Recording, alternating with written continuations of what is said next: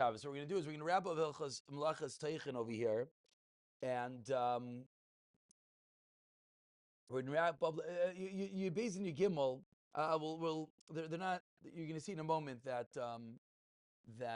yeah, fine. Let's read your base. Foods that are grown from the ground should ate the bar of Shabbos. Already ground before Shabbos. You ground them on Shabbos beheter.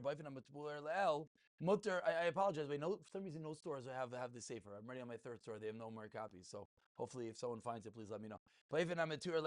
Mutter la freedom b'Shabbos l'chalakim ketanim b'derech shenai glas b'chol. He said if it's already crushed up, you're allowed to now just separate them. You're not doing an act of Tochein by separating the crushed up pieces. Banana Shabbos.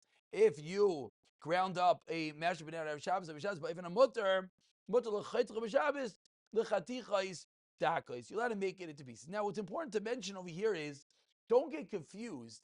You're not allowed to grind something smaller than it was before Shabbos. That's not what he's saying. He's saying if you mash something up and you wanted to take a piece of it off, that would be allowed because it's not a further Tochein process. But if it was a further Tochein process, then it would be a problem. In Yud Gimel, he's talking about some other process that you're pouring hot water, even from a Kli Risha, and this is getting more into an oatmeal story, and we have to know lush for this. And he says that even though it might become clumpy, but you could break down the clumps, but that's that. And Yudalit, as we mentioned already, is Be'er Beitza, but Be'er Basar Dagim, Amu Shalim, you're not going to have a problem. So, in order to do a quick chazara and hopefully make sure. Can I bother you to? Thank you.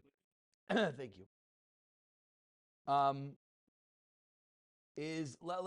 Let's do a quick run through of Tochein, and hope we covered Kimat all our bases.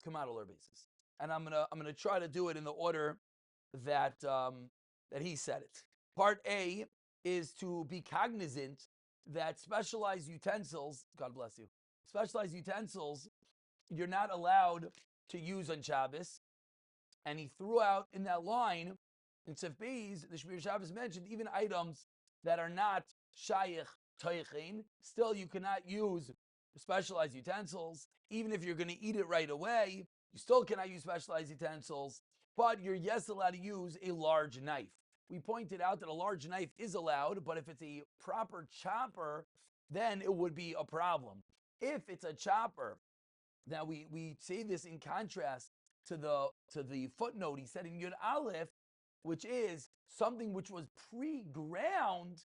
That is the one case that he's willing to be makel to put it into a grinding type item on Shabbos. However, let's not get confused with the footnote Yud Aleph that taught us that if the egg slicer he's makel on. Now the reason he's makel on the egg slicer, we might have thought the reason is because slicing is not dicing. Slicing is not Tochein. Now, that's not really a fair thing to say because slicing is a massive shayla. For example, in this wonderful Sefer Zachar V'Sham from Rafalk, he says very thin slices. He goes straight as a Maisa Tochein. And who does he quote? It's Kseiser Shulchan B'Shem the Semach Sedek the Yesh Eser Tochein Afilu when you only cut it one way. Chaymuchach. We call him Avur, Lachain, Mashkos, Begis Moshe, Sarach Ian. He has a kasha on Ramosha based on this, but that's how he learns. Clearly, the Shlomo Zalman is willing to be more forgiving over here, and he allows you to use an egg slicer. We mentioned not only can you use an egg slicer for eggs, you can use an egg slicer for mushrooms, not necessarily for tomatoes. For tomatoes, we would be more nervous. First, I don't know if it will work, because tomatoes is something which is not a suffix, is a vadai, and therefore to use a kli miyuchad even for one way, that's a little more tricky. To speak out what I just said, to understand, it's a shayla if there's Tochein on food. It's a machlekes rishonim. We're machmir. Says the Mishnah Brura on something which is a suffix, you're able to be makel. That's why a mushroom which is a suffix, you're able to be makel. Grada eggs are a suffix also gedulei karka. Why are eggs suffix gedulei karka? Says the Gemara, according to one opinion, they are nizoin. Behema is nizoin min hakarka. Therefore, the behema, the meat, and all of that is a suffix. But lemaisa, on those items, we are makel. So to cut up your shredded beef is not going to be a problem. To mash up the egg is not going to be a problem. Where is Shaila is going to come in? On your lettuce, on your tomatoes, on your onions, on your parsnip, on your regula. Is that a vegetable? How do you pronounce that lettuce type thing? Arugula. Thank you. To dice up all those items. And that is where the mahalach is what the Shemiras Shabbos taught us in Sivav, which is do it gedolos ksas and do it samach l'suda. We saw that the samach l'suda, how far does that heter go, is a big shaila, but lemaisa, it's always important to keep that in mind. Finally, when it comes to mashing a banana, we saw in Sivches that the Shemiras Shabbos is machmir up top. And he says that there is a case of mashing. Why do I say he's machmir? Again, I like to utilize an English book, Rafalk over here, to give you the flip side. He starts off, according to some poskim, to mash food on Shabbos with a fork is mutter samach l'suda, just like a knife. Why? Because it's a non-specialized utensil, and there's no isser of mashing. Who does he quote? Mavur in the Mishnah Berurah, Shartzian, etc. V'chein mashban the Rivash, v'chein pasach agoyin igros Moshe. Ramosha is makel on mashing. So be'etzem, if one wanted to say, I want to take my avocado and I want to take a fork and I want to pulverize it to death, according to Ramosha, there is nothing wrong with mashing.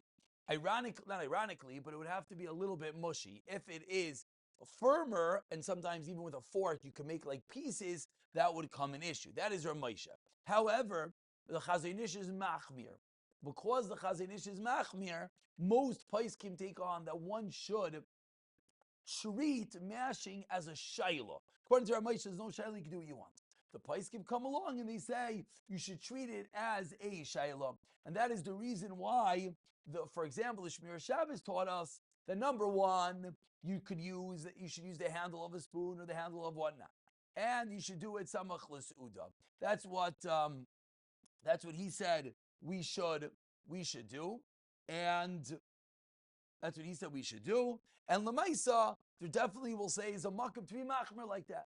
You want to know, you want to make your guacamole. There certainly is a makam not to use a fork to mash it up, and rather use the back of a utensil. Certainly is a makam.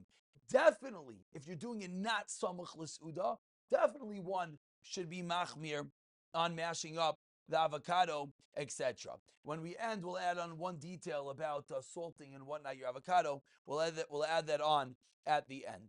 Again, but because of the poskim that are machmir, the right way to do it, the lechatchila way to do it, I would say, is to try to do it with a shinui, or for all those who are saying, I'm totally not telling my wife to use the handle of something to mash up the avocado, which is not going to work. What's the or? Just don't make it small pieces. It's only a shaila if you're mashing it. If you're mashing it, if you're taking guacamole and you're making it chunky, which is big pieces of the avocado, then you just got out of the shaila. You could just cut it up.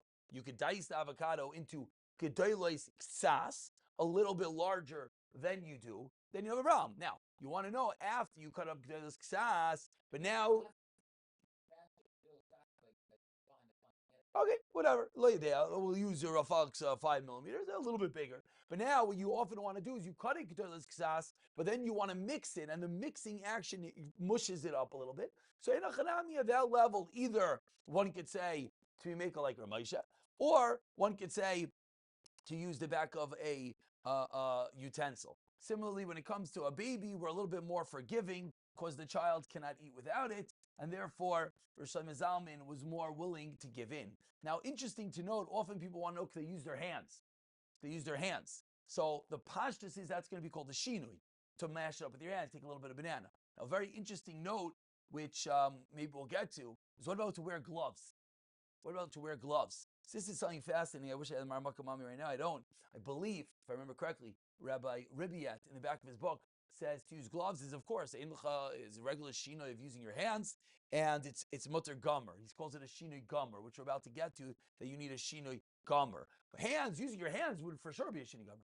The kasha with gloves is, I believe, again, I didn't check this up, I apologize. I believe there's a chazain ish that Lahedja says that it's normal to mash things with the gloves in an industrial setting, and therefore it loses the stigma of being a shinoi gomer. And therefore, now it could definitely be, you could argue that's industrial, not in your house, ain't a chanami, but I don't know, Rabbi that says that it's pashit.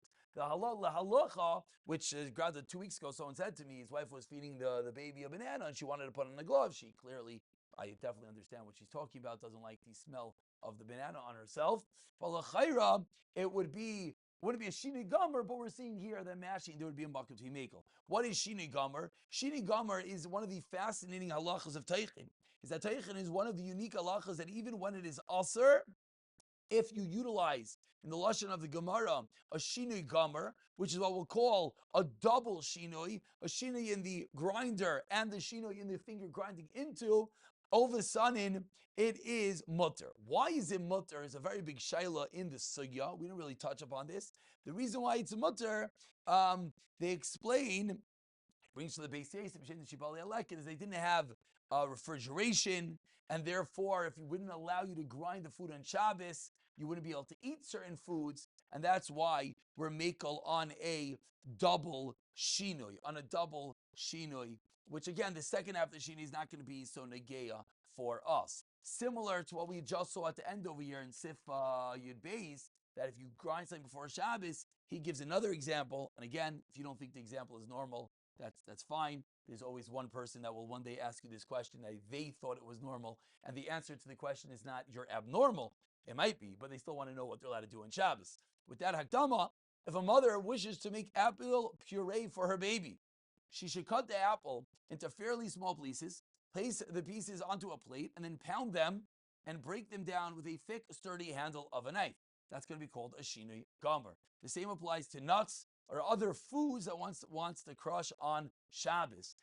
That's similar to what we said, the avocado, that's the double shini. Alternatively, you could crush it with the underside of a cup, which might be less bothersome. I think this might be one of those chef hacks that certain things you crush with the bottom of a cup. I think nuts, they say you take nuts, you put in a bag and you crush with the bottom of a cup. Don't be that guy to take, the not so strong cup and smash the whole cup. That's not going to be so cool. But either way, whether that was a Meiser Shai or not, let's move on. Good. Finally, something that was pre-smashed, then we said a heter, you let us smash it further on Shabbos. I believe, and that's going to be a case of like a pill. We said a pill is a machlekes. Lamaisa, there is a makom to be makel. I will just mention medically, for the medically inclined amongst us, sometimes by mashing the pill, you ruin it. Similar, sometimes if you remove the gel capsule, and you pour out the inside, the pill doesn't work anymore. So not always are our smart innovations the right thing to do. Consult medical personnel. Now, once we're talking about salad, we have to get involved with, as many mentioned, no, I take my avocado, I cut it up, and all I add in is lemon juice and salt. And if you say it like that, you get involved in a serious shayla. So I'm going to conclude. I'm just going to read the one disclaimer that Rafal gave at the end of this paragraph. That's how we're going to conclude Tochein, and this is its own sugya. When making a vegetable salad, you have to pour oil. Some oil must be poured onto the cut vegetables before salting or immediately afterwards. He's willing to be makel, because if not, the salt has the effect of pickling the food, and therefore is an isser dirabanan. Oil prevents salt. So the ants prevent salt from salting. So at any time, we spoke a lot about you're dicing up this and you're dicing up that and you're cutting it a little bit bigger. So often, okay, gavaldik, I got out of the whole shayla, my salad is perfect. Okay, you're also not letting go drive to the Kiddush on Shabbos. This is something that's often intrinsically connected, is to go and salt it. So the answer is, before we get involved in this sugya, the answer is to use oil. And obviously, we didn't mention anything about buyer. There's always buyer shilas. We're talking about cutting of vegetables and things like that. You got very much involved with getting rid of the pits and the shells and using peelers and whatnot. That's going to be a separate shear. And I think, b'siyat d'shmaya, that wraps up the malacha of Tochein Baruch Hashem.